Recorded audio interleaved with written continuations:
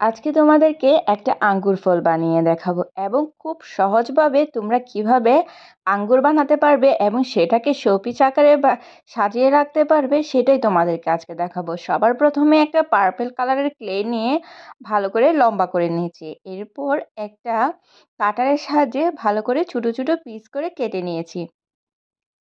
এখন গোল করে নিব, তোমরা হাতের সাহায্যেও গোল করে নিতে পারবা।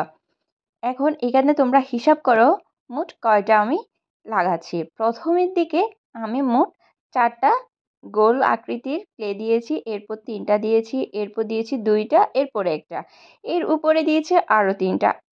এভাবে করে করে তোমরা ব্যালেন্স করবা। ব্যালেন্স করলে খুব সুন্দর একটা আঙ্গুরের শেপ চলে আসছে।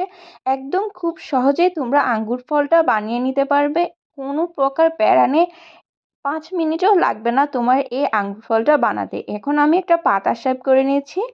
পাতা শেপটা আঙ্গুলের সাহায্যে বেলে একটু চাপ দিলে সুন্দর একটা পাতা শেপ হয়ে যাবে। এই পাতা শেপটা আমি টুলসের সাহায্যে আরেকটু সুন্দরভাবে ডিজাইন করে নিচ্ছি, এখন উপরে লাগিয়ে দিচ্ছি।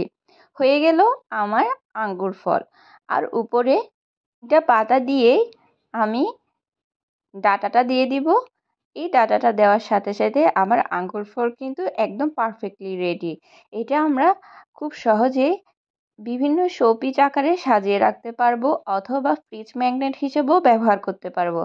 আমার আঙ্গুর ফলটা কেমন হয়েছে অবশ্যই কমেন্ট করে জানাবে। আল্লাহ হাফেজ।